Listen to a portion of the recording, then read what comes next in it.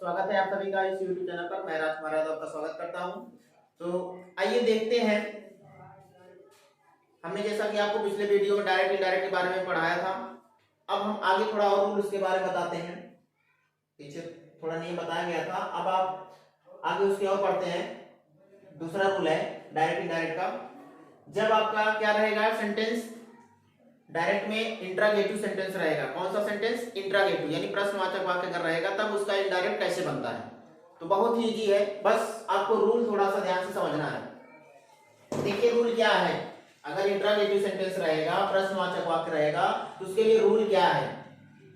देखिए क्या है, जब प्रश्नवाचक वाक्यों का इनडायरेक्ट बनाया जाता है, जब प्रश्नवाचक वाक्यों का इनडायरेक्ट बनाया जाता है, तो यदि रिपोर्टेड स्पीच के बारे में आपको बताया गया था, जो इन्वर्टेड कामा के अंदर आता है।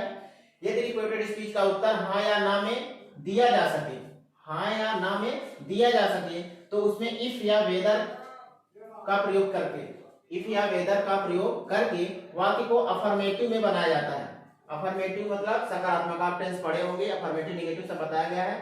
तो अफर्मेटिव में बनाया जाता है, और यदि हाँ या ना में न दिया जा सके, तो प्रश्नवाचक शब्द को लिखकर वाक्य को क्या करते हैं, सकारात्मक अवस्था में बनाते हैं। और अगला कंडीशन क्या, और रिपोर्टिंग वर्ब, जो रिपोर्टिंग वर्ब हमारा सेट रहेगा डायरेक्ट में, उसको हम किस में बदलेंगे, आस्क्ड या इंक्वायर्ड, आस्क्ड या इंक्वायर्ड ऑफ में बदलते हैं।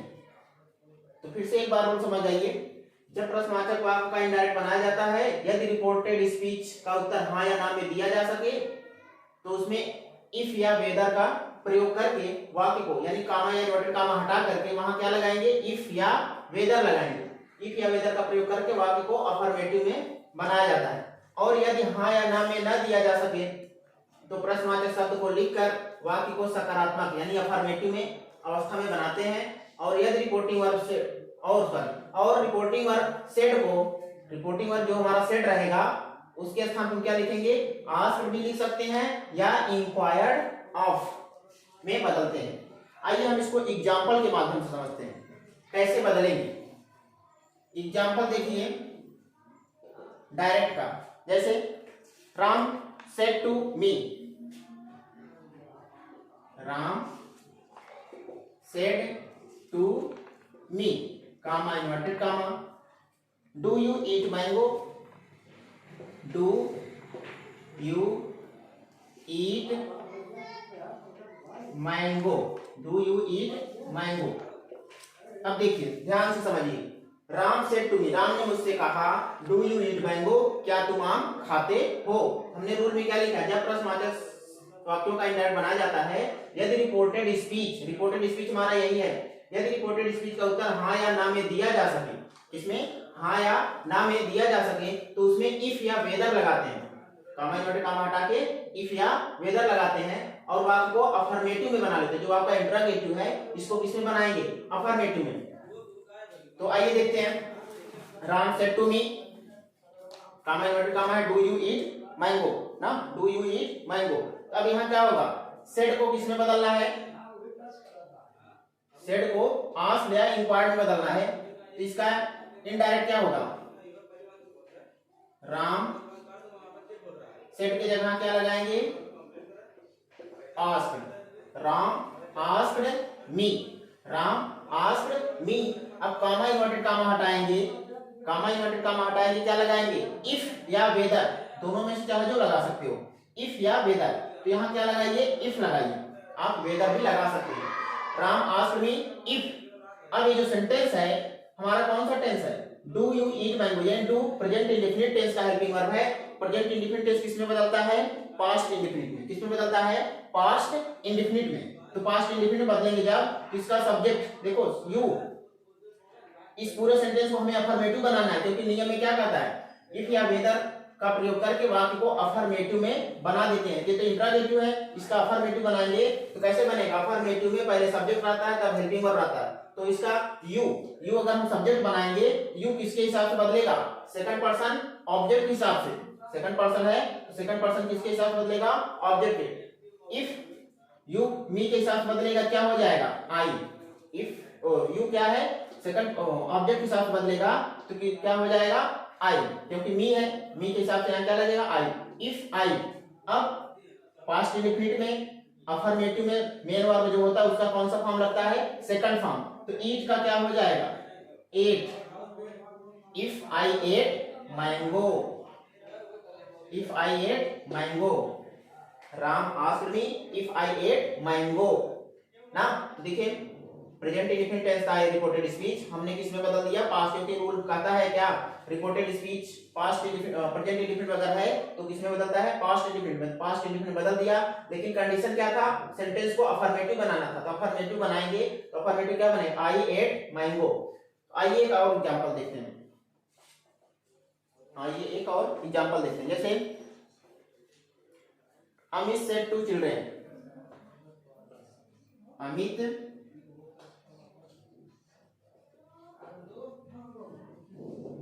said to children, Amit said to children, comma inverted comma, why did you not complete the work, why did you not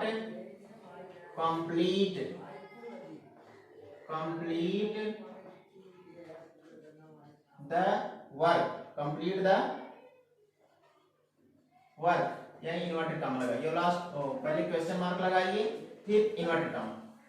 फिर से देखिए क्या है, direct Amit said to children, Amit ने बच्चों से कहा, comma inverted comma, why did you not complete the work, तुमने काम पूरा क्यों नहीं किया। अब इसका क्या करेंगे, इनडायरेक्ट बनाएंगे, इनडायरेक्ट बनाएंगे क्या बनेगा, अमित सेड को किसमें बदलेंगे आस्क्ड, आस्क्ड भी लिख सकते हो और इंक्वायर्ड ऑफ, इंक्वायर्ड ऑफ, यहाँ आस्क्ड जगह आप इंक्वायर्ड ऑफ भी लगा सकते हैं। Amit asked children, Amit asked children, comma inverted comma हटेगा क्या लगेगा इफ या वेदर ना, सॉरी ये आपका, अगर इसका उत्तर हमने क्या कहा, और यदि हाँ या ना में उत्तर न दिया जा सके तो प्रश्नवाचक शब्द को लिखकर, कॉमा इन्वर्टेड कॉमा हटाएंगे तो वहां क्या लिखेंगे प्रश्नवाचक शब्द ही लिखेंगे, कोई दूसरा वर्ड यूज नहीं करेंगे। तो प्रश्नवाचक शब्द इसमें क्या है व्हाई, जब आप क्वेश्चन का उत्तर हाँ या ना में देंगे तभी इफ या वेदर लगेगा, कॉमा इन्वर्टेड कॉमा हटा करके। अगर नहीं दे पा रहे हैं तो वहां इफ या वेदर नहीं लगाना है, वहां क्या करना है कॉमा इन्वर्टेड कॉमा हटा के वही क्वेश्चन वर्ड ही यूज करना है। तो अमित आस्क्ड चिल्ड्रेन व्हाई, अब बाकी ये जो सेंटेंस है आगे का उसको हम अफर्मेटिव में बनाना है, तो अफर्मेटिव में बनाने से पहले हमें देखेंगे कौन सा टेंस है, why did you not complete the work, why did you not complete the work, यानी आपने काम पूरा क्यों नहीं किया। तो कौन सा टेंस है पास्ट इंडेफिनिट है, कौन सा है पास्ट इंडेफिनिट। पास्ट इंडेफिनिट किसमें बदलता है पास्ट परफेक्ट में बदलता है, किसमें बदलता है पास्ट परफेक्ट में, तो पास्ट परफेक्ट में बदल देना पूरा टेंस। लेकिन सबसे पहले देखिए इसका जो सब्जेक्ट है इन्वर्टेड स्पीच का यू है यानी सेकंड पर्सन है, सेकंड पर्सन है किसके हिसाब से बदलेगा ऑब्जेक्ट के हिसाब से, ऑब्जेक्ट क्या है चिल्ड्रेन, चिल्ड्रेन यानी प्लूरल है तो प्लूरल के लिए यहाँ क्या लगाएंगे दे, व्हाई दे। अब कौन सा टेंस बदलेगा पास्ट इंडेफिनिट पास्ट परफेक्ट में, तो पास्ट परफेक्ट का हेल्पिंग वर्ब क्या होता है had, why they had not, complete है हेड के साथ वर्ब का थर्ड फॉर्म लगता है क्या होगा कंप्लीटेड, कंप्लीटेड थर्ड फॉर्म क्या होगा completed the work, completed the work. फिर से समझिए Amit said to children comma inverted comma why did you not complete the work. अब इसका इनडायरेक्ट बनाएंगे क्या होगा अमित आस्क्ड सेड इसमें बदल जाएगा आस्क्ड में, अमित आस्क्ड चिल्ड्रेन व्हाई, देखो कॉमा इन्वर्टेड कॉमा हटाने के स्थान पे हम कुछ नहीं लगाएंगे, बस जो क्वेश्चन वर्ड रहेगा उसी को लिख देंगे कब जब हम प्रश्न का उत्तर हाँ या ना में ना दे सकें, तो वाई का वाई रहेगा। अब बाकी जो टेंस है इसको कन्वर्ट कर देते हैं, बदल देते हैं, यू है यू ऑब्जेक्ट के साथ बदलेगा दे हो जाएगा दे, पास्ट इंडेफिनिट पास्ट परफेक्ट बदलेगा तो हैड हो जाएगा, they had not completed the work, they had not completed the work. तो आपको समझने से पहले सेंटेंस को इनडायरेक्ट बनाने से पहले ये रूल थोड़ा याद करना पड़ेगा, रूल बहुत ही इजी है, आप समझ जाइएगा, टेंस पढ़े होंगे बहुत ही आसान लगेगा, टेंस नहीं आता होगा तो कठिन लगेगा। तो उम्मीद करते हैं आपको समझ में आया होगा। तो अगर यदि कोई दिक्कत होती है तो मुझे कमेंट बॉक्स में मेरे यूट्यूब चैनल पर बता सकते हैं। तो इसी के साथ मैं आपसे विदा लेता हूँ। धन्यवाद।